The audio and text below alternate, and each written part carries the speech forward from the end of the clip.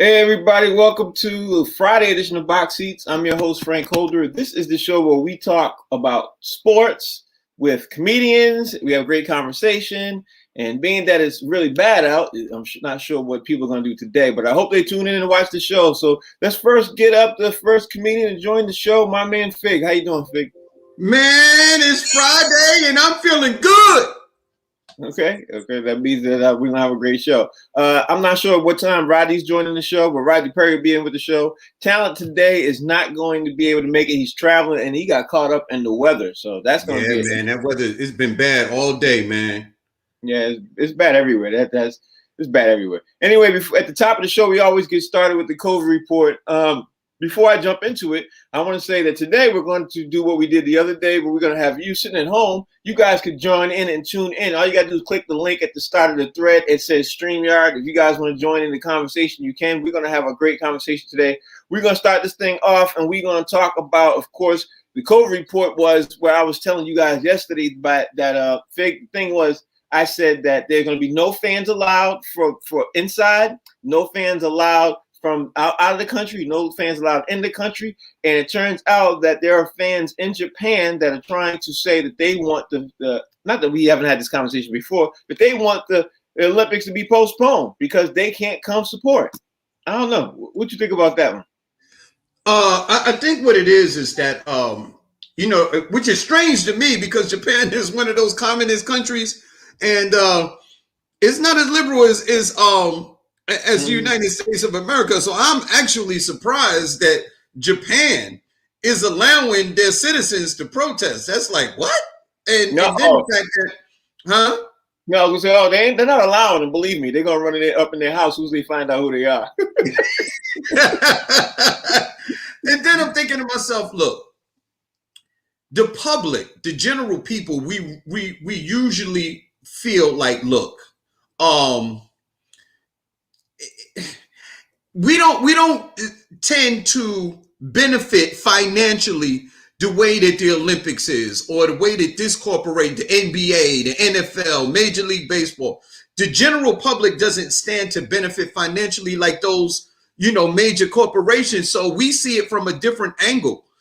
These people are putting on these events because they're making millions and millions of dollars. And we're like, listen, life over money. And they're like, look, we're willing to sacrifice a few lives so that we can get some more money. Yeah, absolutely. Roddy Perry's joined the show. So Roddy Perry, the conversation is looking. What is on the way to a funeral? Are you playing Ron Isley at the side part? I just want to know. You that Ron Isley right there. So Mr. Biggs. Yeah. How you doing, Mr. Biggs? Hey, so Roddy Perry, you talking about the Olympics again with Japanese people starting to come up and say that they want the Olympics to be postponed. What's your thoughts on this with the Japanese people? Even though they're not known for speaking out against their government at all. What do you think? Yeah, they probably didn't want to shut up because in America you can talk about the government. Other places around the world you cannot. But all jokes aside, man, we've been discussing this for some time now. I don't think it's gonna come to fruition. I think the Olympics are gonna go on. And but it just makes sense that people are afraid, man. And but it really makes me even wary of the vaccines because I mean we're taking vaccines in this country. Are we the only ones that got it? Yeah, great question. We're not, but yeah, great point to make. Great point to make. Let me move on since I don't know how long I'm gonna have you, Roddy Perry. I keep hearing feedback. I must be from Roddy Perry's side, so let me mute that real fast. Okay. There's a fight this weekend. It's of course Dustin Poirier versus Conor McGregor. It's Saturday night, and because the fight is Saturday night, this is round 3 between these two fights. Now I'm not into UFC fighting a lot and everything else, but I've been looking at, obviously because we do a sports show, I've been looking at this fight and everything else coming, and it looks like this is going to be one of those pivotal fights that these guys could set aside to see who's the best in the actual game. Big, I know you're not the biggest UFC fight, a fan either, but what's your thoughts on the upcoming fight? I'm not the biggest fan, but I do follow it from time to time, especially if there's a marquee match going on. I may check it out. The thing is that Conor McGregor has been a huge name in MMA fighting for a lot of years, and subsequently he's made a lot of money, millions, hundreds of millions of dollars. Especially, he really cashed out when he fought Floyd Mayweather, in that glorified exhibition fight. So people are questioning his dedication to the sport, because can you really get up and train the same way when you have millions of dollars in the bank that you did when you was on public assistance and you were starving? So I'm wondering his commitment and dedication. I mean, he puts on a great pre-show. He puts on a big advertisement thing so that he can make the money. But when it comes down to the fight, it seems to be a little lackluster. He seems like he's not the same fighter. Okay. Rodney Perry, what's your thoughts on this? Man, you know what? I'm a Conor McGregor fan. Like Fig said, he's a great pre-fight guy. He keeps the hype going. He knows how to sell a fight. And I think that losing that last fight, he thought he could walk in there and just win it. And I think he'll be a lot more prepared for this next fight. I'm excited to see it. But I think the sport got tainted when he did take that boxing match with Floyd, right? Mm-hmm. You take the match with Floyd, and all of a sudden you kind of make MMA take a back seat, because the MMA guys are never going to touch the money over Floyd Mayweather. And because of that, I think Conor has really put himself in a different stratosphere almost. What do y'all think? Yeah, I have to agree with you on that one. But because I'm not the biggest UFC fighter and everything else, I can't have a deep, in-depth conversation about that. But what I will say is that I'll be paying attention this Saturday to find out, where it settles. But the next topic I want to talk about, man, is going to be possibly something that's going to be debatable. I don't know. I'm going to throw it out there between you two. You guys let me know. Last night, the youngest player to ever sign a professional basketball contract signed. His name is Jalen Lewis. He's a 5-star recruit. He becomes the youngest player to sign a pro basketball contract. He's 16 years old. Okay, he's 16 years old. He's a junior in high school, and he signed with the Overtime Elite League that we've been discussing. Now, if you guys are sitting at home and you want to join in the conversation, please hit that link. That link right there at the top is called the StreamYard link. I'll bring you in on this conversation too. But here's my thought about this. I think that now that the Overtime League has already moved full steam ahead and doing this and everything else, I don't think these high school guys should do this, because it could hurt their possibility of them going into the pros, because they're going to take some time out. Like, they cannot jump into the pros like they would normally. And I'm only saying that they shouldn't sign it now because the NCAA just got ruled out a couple of weeks ago. But now these athletes are now considered professional athletes, and they can make money off endorsements and Twitter and shirts and all the other stuff. So now these kids don't have to join the Overtime League. You know what I mean? So there's still an opportunity for them. I mean, that's just my take. But the rules are, if you join this Overtime League, you cannot jump into the NBA directly once you finish with the Overtime League. You can't do it. You know what I mean? There's a time period off. So you got to go overseas, and then you can come back after a year or two period. So there's some parameters there. So that's my issue. Fig, what you think? You think that this is a great idea for these young guys to jump into the Overtime League now that NCAA has allowed people to get paid? There's a lot to unpack here, Frank. It's almost like these young athletes are being penalized for making money again. Mm-hmm. What is the problem with, if you're in high school, somebody wants to pay you to play, you're getting money. And if the NCAA is going to start allowing athletes to make money, then if you're making money in high school and you go to college, why can't you still play and make money in college and then make your way into the NBA? See, this country is all about, it just seems like it's all about monopolizing the business, if you will, and having a pigeonhole on the business, because these kids overseas are playing at 14 years old. I think Luka Doncic started playing professional basketball at 14 years old overseas. And then when he comes here, he could go straight. He's drafted and he could go straight to the NBA. Why can't it be the same system here in the United States of America? Because the NCAA still seems to have its hold on these athletes. It's saying like, we are the gatekeepers and you can't make money unless we say so. And it seems like the NBA has partnered with the NCAA, because they will take a player from overseas. But why not this, you know, at 14, why can't these kids that playing high school ball go right into the NBA, especially if they have the talent? All right, I'm gonna come back to that point, couple points you made. I want to hear what Rodney Perry said first, because Rodney, the Supreme Court forced the NCAA to have to deal with being able to sell the, you know, make sure these athletes pay. They didn't do it willingly. You know what I mean? Like, they didn't do it willingly. I gotta say that before I throw it out to you, because maybe I didn't say that before I threw it to Fig. They didn't do it willingly, but the college athletes are now going to get paid off of these T-shirts and endorsements and all that other stuff. They're going to do that. That's right. The law now.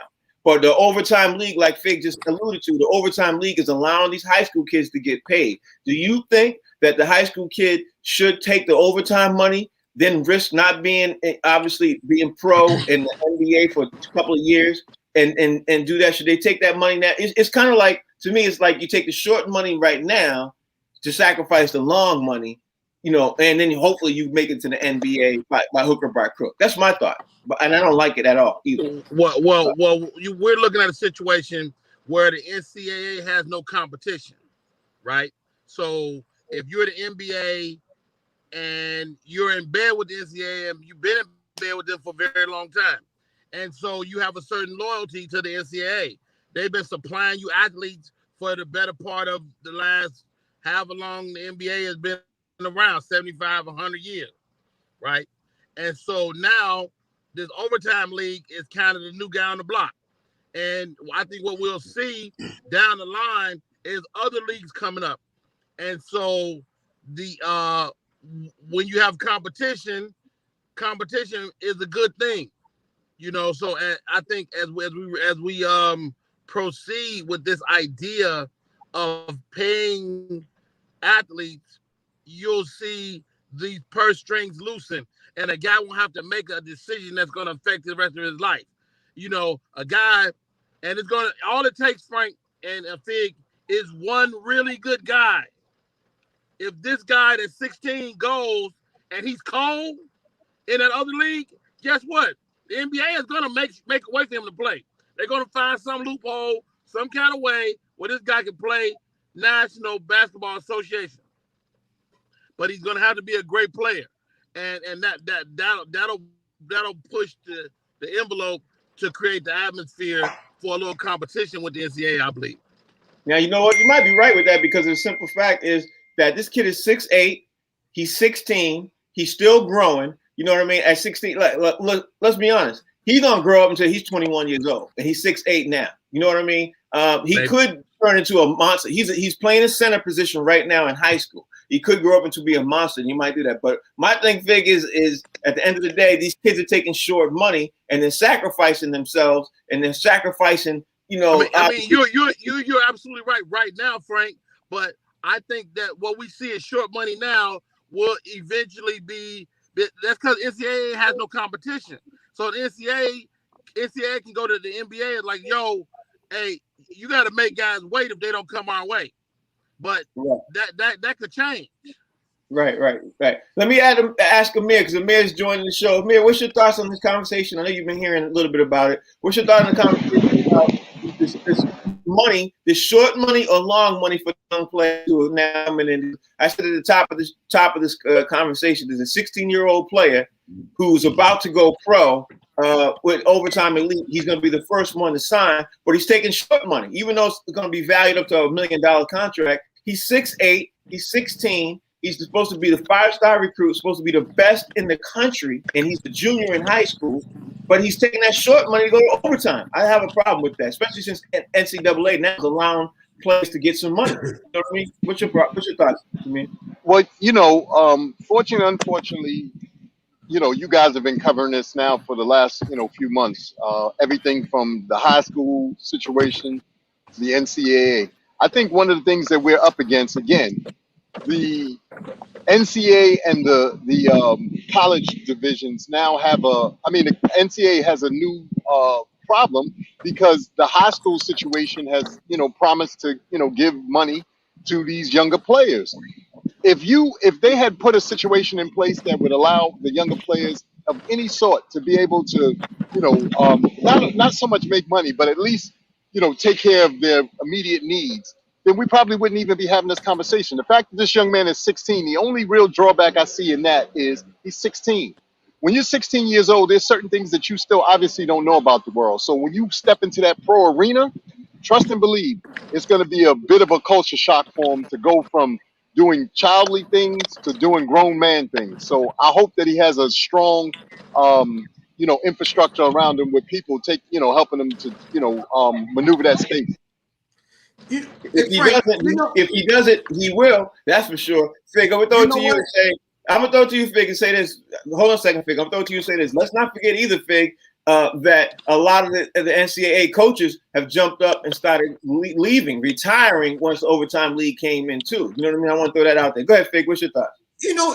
I believe that this is the only industry that does something like this in America. What happened to a free society where we get to do whatever it is that we want? I don't know any other industry, whether it be if I was in high school and I worked in a law firm, I worked a doctor's office, a dentist's office. You know what I mean? While I was in high school, they wouldn't tell me that I couldn't pursue that and I couldn't go to college and pursue that. There's no other industry. I could work as an apprentice in high school as an electrician, a carpenter, a mechanic, a plumber, nursing. Like we had high schools that were specifically for these jobs. So why can't I do it as an athlete? Athlete is the only profession where you can't do something and they block you. It seems like it needs to be, this part needs to be taken back to the Supreme Court because it seems like it's unconstitutional. Well, at the end of the day, right now the NCAA is still fighting and everything else too. But let's move on because I know we got a couple other things we got to talk about. And I'm gonna start out with you, Rodney Perry.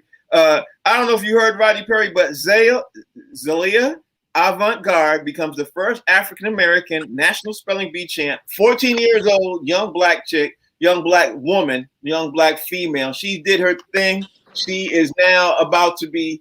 Listen, this is what she wants to do. She wants to go to Harvard. She wants to play in the WNBA, and she wants to work for NASA. And the funny thing is, Rodney Perry, is I think she could accomplish all three. As smart as this young girl is, what you think about this young girl winning the national spelling bee? I was a spelling bee champion myself, and so it's always. You can't even spell the car you in. But go ahead, I'll let you finish. Oh man, I think he froze. Nah, did he freeze?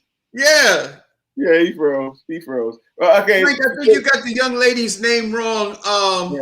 Her name is Akila, and her coach was Mr. Larrabee. and the word that she needed to spell to win the competition was prestidigitation. Right. What you think about her winning? Yeah, man, I saw the story, man. It was amazing when the young lady found out that she won, man. She was jumping up and down. She was happy, elated. The way that you expect a young teen to act, a young lady to act like that. It was just amazing, man, to see something like that. That was great. And clearly, it reminded me of one of my favorite movies, was Akila and the Bee with oh God, now her name escapes me after Kiki all this. Palmer. Kiki Palmer, and Lawrence Fishburne. Lawrence Fishburne and her mom was Angela Bassett. By the amazing Angela Bassett. Man, great movie. Great movie, man. I'm so happy for this young lady. I think the sky's the limit for her. I think she can do anything that she puts her mind to. I do too. Amir, an African-American 14-year-old girl won the national spelling bee. First of all, I got to say this little tidbit line. I don't know why spelling bees is always considered a sport, but that's another besides the point. But anyway, so Amir, what's your thoughts on this young chick with a young lady? I keep calling her chick. I'm sorry. Please forgive me. What do you think of this? Well, you know what? I mean, again, another. I always hate when we have to say, the first or this or that or the third. But in this particular, case, absolutely wonderful, wonderful kudos and props to this young lady for what she's managed to accomplish. The funny thing is, I saw on YouTube in preparing for today's show and just in general. I don't know if you guys have seen this, but there's a video of her on a unicycle dribbling basketballs and passing basketballs around her back. Yeah, So all that's the right. other things that you said that she's Yeah. capable of, I think this young lady is going to be a force to be reckoned with for some time to come. So Yeah, look out for her. she also did a commercial with Steph Curry already. She already got that done. And on top of that, here's the craziest thing. She's 14, but she started literally spelling professionally at 12. So she's only been doing it for 2 years. And most of these it really burns me up when a 14-year-old child is already more successful than I am. most of these kids that started spelling professionally, they started doing it for like 6-7 years. You know what I mean? They started at age 6 or 7. She did it for 2 years. So kudos to her. So all right, man, let me jump into the next sport. I don't know what happened to Rodney Perry, but I'm sure he's gonna come in real soon. Now, here's the thing we were talking about for a couple of days. We were talking about Maria Taylor. We were talking about the Rachel Nichols thing and everything else. I don't know if you guys heard, but Maria Taylor, as in the last 24 hours, she got offered a $2 million raise, up to $3 million all total, to stay with ESPN. ESPN has been offering her this money, but now ABC came in, NBC came in, Fox Sports came in. People are dropping in offers to her and everything else. Now, after everything that's going on between her and Rachel Nichols and the drama that's going on with the NBA Finals and this stuff like that, Fig, since you're making all them faces, what would you do if you was her? Is she single? Listen, man. This young lady is super talented. Like I'm a huge I'm basketball first. I love sports, but I'm basketball first. Maria Taylor is absolutely amazing. Great at what she does. I love Carrie Champion. Like these women have really come in and they've done their thing, man. I think it really started off with me with Willard Scott when he came in and he brought that African American flavor of talking about basketball, to ESPN. To his credit, they really didn't care for it at the beginning, but she's amazing, man. She was on last night with the guys, man, and it just seems like when they're on, it seems like you're having a conversation around a cookout and you're just talking to your family about sports. It's seamless, man. She just great at what she does. I think you meant Stuart Scott. Stuart Scott. What did I say? Willard Scott. I'm sorry. Stuart Scott. Amir, if you're Maria Taylor, after all the drama that goes on, has been going on with ESPN between her and Rachel Nichols and everything else, do you listen to the other offers or you stay at ESPN and do what you're doing? Because right now you almost got the catbird seat. Before I throw it to you, Amir, if you want to join the conversation, all you gotta do is click in that link at the top of the chat thing that I put up there too. Tell us what you think too, like Amir did. Amir joined the conversation too. So Amir, if you're Maria Taylor, do you stay or do you leave? I think if you're Maria Taylor, I think you definitely see what else is out there. Fortunately or unfortunately, it's so funny. Just before again I got on this, I saw Jamel Hill and some other people having a conversation about this whole particular thing. The real caveat to this situation, which none of us are definitively privy to, is they're saying that this is a management situation. This isn't really between Rachel Nichols and Maria Taylor and or the other young lady. And Jamel Hill pointed this out. She said, the girl is talented. She said, there is no two ways about how talented she is. There's no thing here where they're doing it, quote unquote, based off of, trying to appease or maybe appease, the public at large or the fan base. But the big thing is this. You got a young lady who has earned the right to now be a face of a specific product that happens to be owned by ESPN.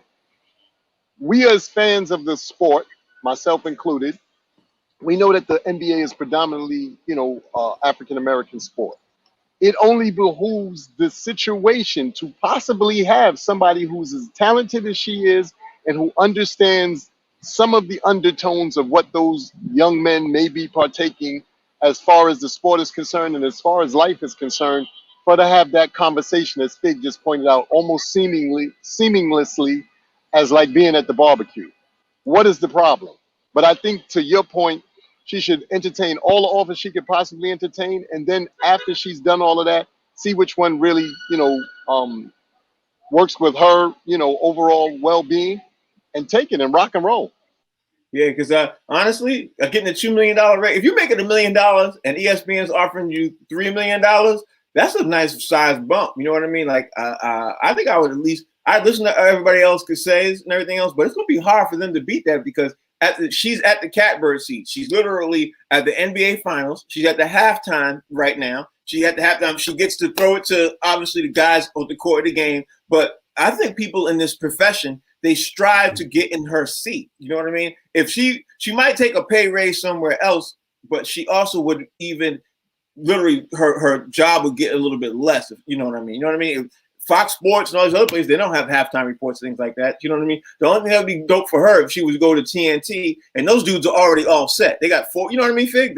They're all set with that round table. So I don't know. The only thing is that the thing is that ABC. I mean, if ABC is offering her, if they're one of the bidders, the ABC does have the finals.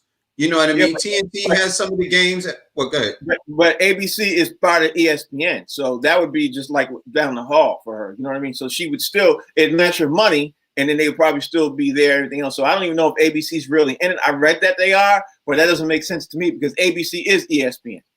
Well, it depends. And listen, at the end of the day, it really depends on what it is that she wants to do. You know what I mean? Money is really important because there's only two reasons that people do stuff: is either for money or for the love of it. And maybe this happens to be both for her. So at the end of the day, if she loves the company and they love her and they're offering her, close to the amount of money that the other bidders are offering, then you stay with the company. It really depends on the amount of money that the other people are offering you. Like if ESPN is offering you 3 and the other people offering you 5, well, damn, you know what I mean? $2 million, like you can't make that up. You know what I mean? It really depends on what it is that you want to do. All right, let's move on to conversation, man, because we got to keep this thing rolling. I want to talk about the NBA Finals last night, the game 2 last night. I talked about a couple of things.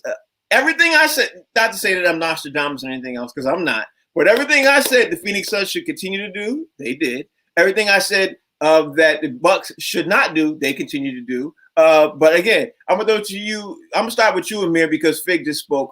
Amir, it looks like the Phoenix Suns backcourt is taking control of the game in the series, and their Milwaukee Bucks backcourt is not matching it, even though Milwaukee Bucks has a much better front court. You know what I mean? Like they got 2 7-footers in their front court, everything else, but it seems like the backcourt is overplaying. I mean, I don't know, man. It just seems like this is a coaching situation to me, a coaching issue. But you tell me what you think, Amir. What's your thoughts after you watched game 2 last night? I think really what we're up against too, besides the coaching, we also have to give a lot of props and kudos to the actual players who aren't being mentioned for the Phoenix Suns. The young man who has the afro, I can't think of his name. I don't want to, mispronounce his name, but the young man that has the afro, Ingram. These guys are knocking down shots. Yesterday, the shots that these guys were making were all contested shots. They weren't knocking down wide open looks. These guys was knocking down shots with guys in their face, hands in their face, and the whole nine. I really think what the difference in the series is, besides the backcourt being outplayed by Milwaukee, the bench for the Phoenix Suns is also outplaying Milwaukee's bench. So when you have a team, and it seems to me, just based off of the eye test and based off the way that this team is carrying themselves, they're playing more cohesively like a team. Milwaukee, to a point that Fig made yesterday about Giannis not passing the ball, he's passing the ball. The problem is when he gets the ball, though, they don't move. They have to start moving when he has the ball in his hands. They shouldn't just stand around and wait to see if he's going to make a move or finish. Still continue to move. If he makes a move and he finishes, great. But if they, come to D him, then he can find you guys. But you can't just stand around and just look and then, go, he's not. Because I saw guys knock down open shots when he passed him the ball yesterday and all that kind of stuff. But I really just think the Phoenix Suns are playing cohesively better as an entire team. And that's the difference in the games thus far to me. Yeah, you're absolutely right. Fig, I got to say this too. Giannis did play out of his mind last night. If he still has a little bit of injury on his leg and everything else, it's sure not showing. But he needs help. Fig, talk to me. Tell me what your thoughts was after you saw game 2 last night. You know, the thing is that you have a couple different kind of players that are in the NBA.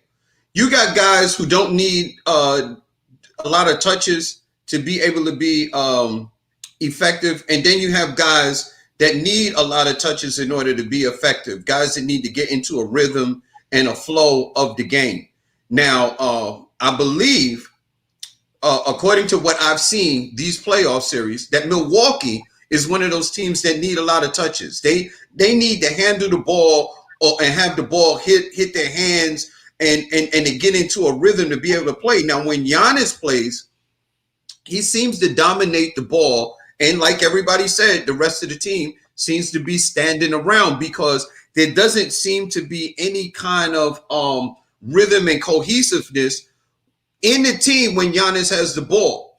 Now, when Milwaukee was playing against other teams and Giannis was out, everybody touched the ball.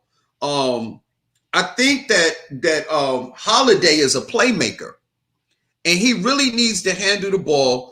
And Giannis needs to just be a scorer. Let Holiday handle the ball and be a facilitator.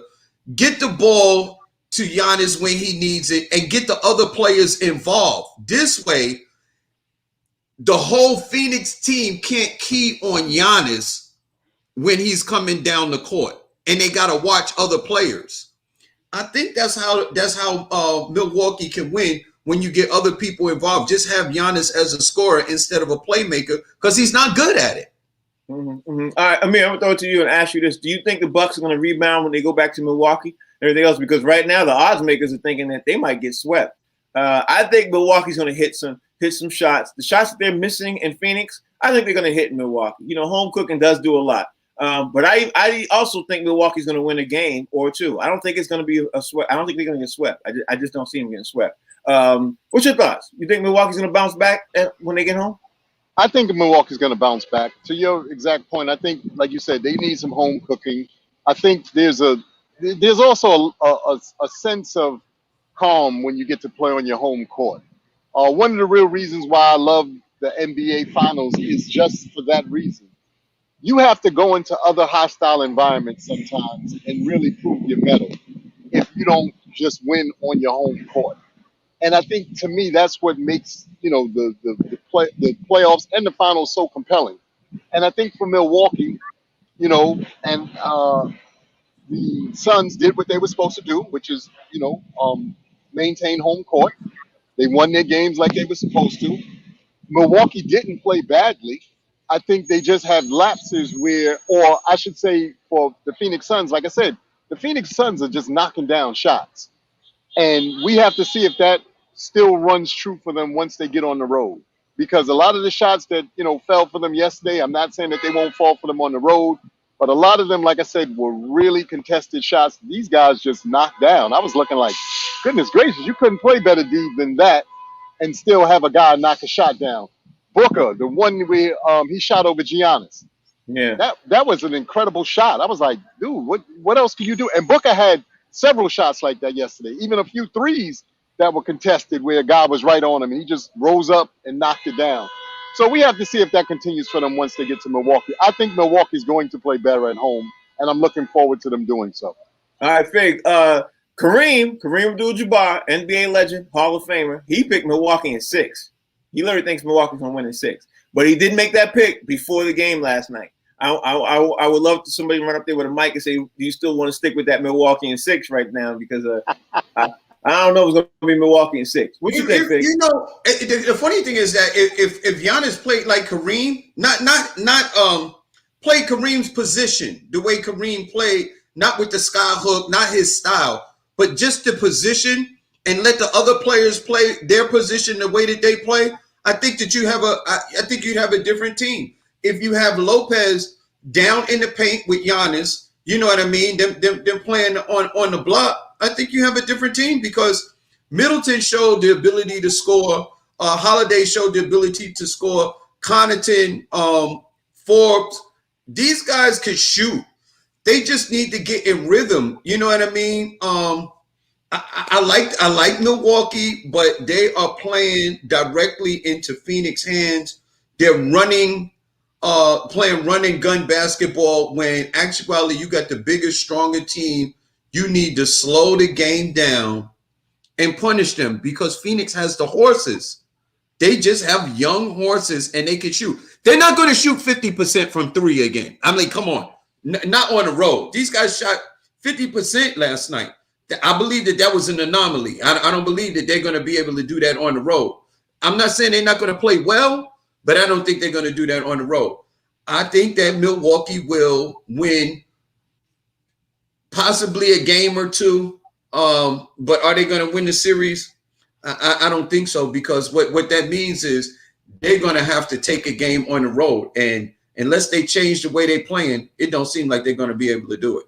You know, like I said at the beginning of this conversation, y'all, it's all about coaching. And I think dude is out coaching them. Honestly, man. I mean, because on paper, maybe I'm bugging, but on paper, Milwaukee looks like they have the better team. To me, if you go down the roster and you look at it, they got the height. Look like they got the better team. You know what I mean? But I think the injury to the DiVincenzo, I think that's the young man's name. If I'm saying it right, if I'm not, I apologize. But I think that's hurt them. And I think the other young man, the light-skinned young kid who early on in the playoffs was knocking down shots. He hasn't been playing. Yeah, he hasn't been playing well. So if they can, get him at least on track, I think that will be, very paramount for them, getting back in the series. Yeah, they got to do something. They got to do something, or it's gonna be over. You know what I mean? But Fig, you ready? It's kind of funny. Usually, the team that wins the battle on the boards and in the paint is usually the team that wins. Guess who's winning the battle on the boards and in the paint? Milwaukee, and they're losing. But also usually the team that has not even usually, all the time, the team that has the better bench wins the NBA championship. All the time. I can't remember all the years I've watched NBA championship. I cannot remember ever watching a champion win and their bench was horrible. It's never happened in my opinion. I can't remember unless I'm overlooking a team and stuff. But when those guys come off the bench and right now, as Amir said, Phoenix Suns bench is doing it. Like they coming in and these guys are plugging in versus Milwaukee. So Bud is playing. Coach Bud is doing like in this series so far, he's done an awful job. Like Lopez guarding Devin Booker and Chris Paul. Where? Yeah, it's a switch off, but people are not going to highlight that. You know what I mean? They're just not play zone. Yeah, that's what I would have been played zone. Started the way they fought, I would have been played zone a long time ago. Play zone. Just when you guard open threes. You know what I mean? You get to guard the 3-point line. These guys are not going to beat you from two. Fig, are you ready? Ready for what? I said top dogs. I said it. I didn't hear you. I didn't hear you. Yeah, I'm ready. Yeah, okay. Let's get ready to. And you ain't got nothing to say about my top dogs this week, Frank. This is my top dog, and I don't care. This is my top dogs. Before you say your top dogs, I'm gonna say right now, there was a couple of baseball dudes up there, that did some stuff, and if they're not on the list, man, get out of here, man. Baseball in the middle of the season. Here we go. This is my top dogs. My 5 top dogs. Tell me what yours is. I got number 1, Shohei Ohtani, the Japanese pitcher that is leading the entire Major League Baseball in home runs. We got 30 home runs, and he's also going to enter the home run derby. That boy's a dog. Number 2 on my list, boxing. Gervonta Tank Davis gets a TKO over the undefeated Mario Barrios in the 10th round with a body shot, an uppercut to win the WBA Super Lightweight Championship. He moved up in weight class to be able to take this fight. Gervonta Tank Davis, mark that name down. This kid is a star, and he's a dog this week. Number 3, CP3, God dog it. My man Chris Paul turned back the hands of time after being in the NBA for 16 years to put on a show for the first game, in his first game of the NBA Finals, leading a young team, scoring 32 points,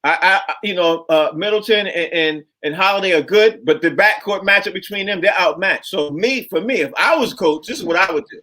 I would focus on Brook Lopez because he's already shown he could score. I keep him in the low post. He not even a week ago he scored 33 points, and all of them with 2 points. He to me is the mismatch that they can't match up right now because they got the size. That's what I would focus on. Not that Fig's wrong. I'm not saying Fig's wrong because I do agree with that 2 point. But you got a 7-foot dude, 7'1", who stands out down low that the other team can't score. Like they would put their center on Giannis. They got to put him on Giannis.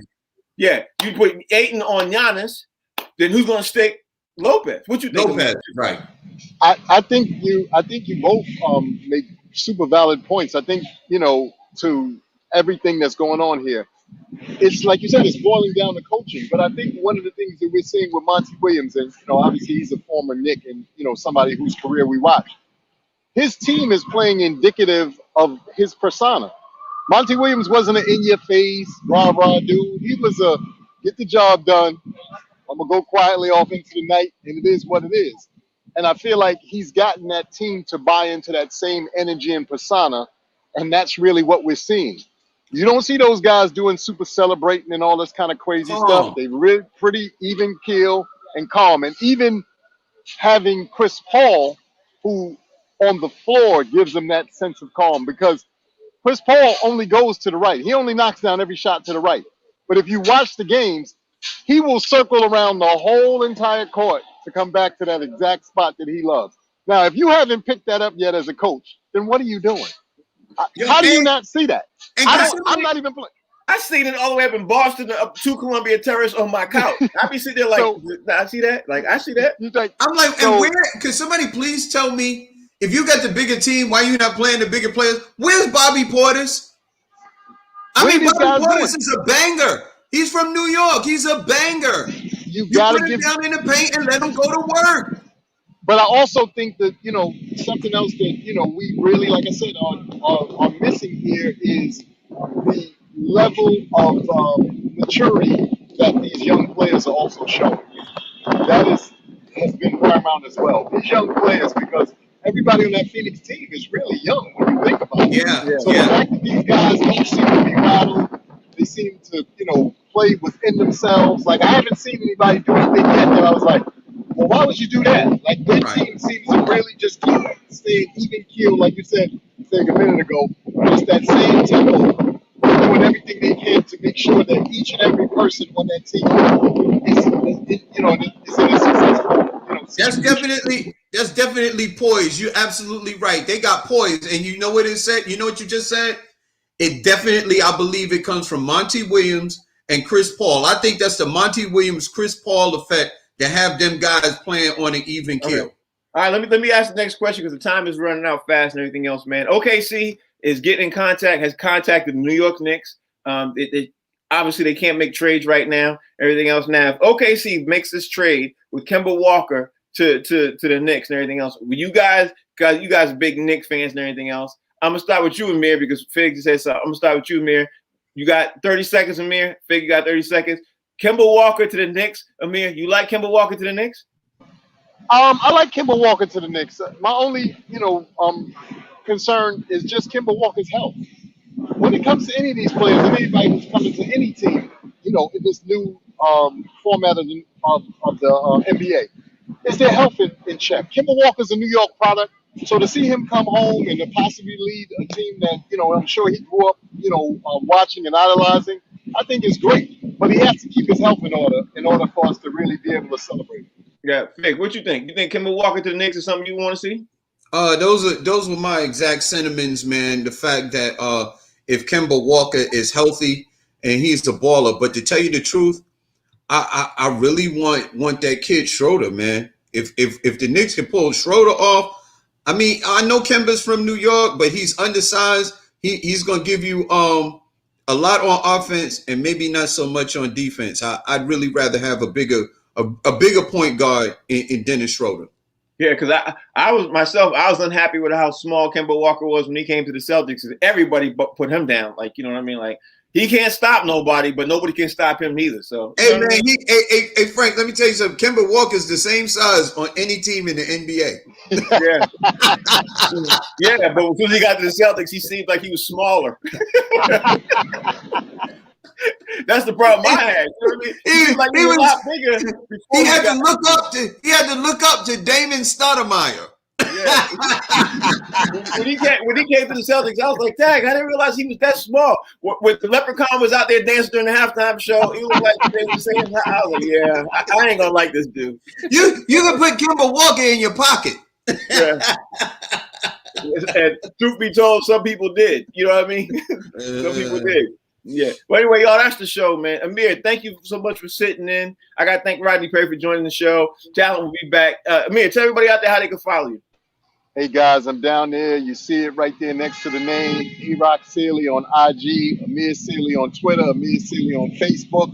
That guy Fig, that gentleman Frank. I'm usually hanging out with these two gentlemen. I love them. Salute. Happy Friday and have a great weekend, gentlemen. Amir, thank you for sitting in. You always save me, bro. You always saving me, bro. I appreciate that. Big, tell everybody out there how they can follow you. You know what it is. All social media platforms at Comedian Fig, and Monday through Friday. You know how we do. On the box seats, baby. This is us. Monday through Friday, 1 to 2 p.m. This is the best damn sports show on TV. We talk about everything and everybody, including your mama. I don't talk about your mama. They do. All right, y'all. The name of the show is Box Seats. The name of the channel is Humor Mill. Y'all have a great, safe weekend. We're going to be back Monday. Next week, we got a couple of guests. We'll see who's going to be able to come through or not. I'm not going to say no names because I just don't want to put my foot in my mouth because, you know, it's midday. You guys know how it is. Sometimes they say they're going to do it. Sometimes they don't. You know what I mean? You know how it goes. But we'll you don't want to put your foot in your mouth because it's salty and you got high blood pressure. Big, stop telling the truth. Leave me alone. Stop telling the truth. Yo, we out. We'll see y'all Monday. Peace.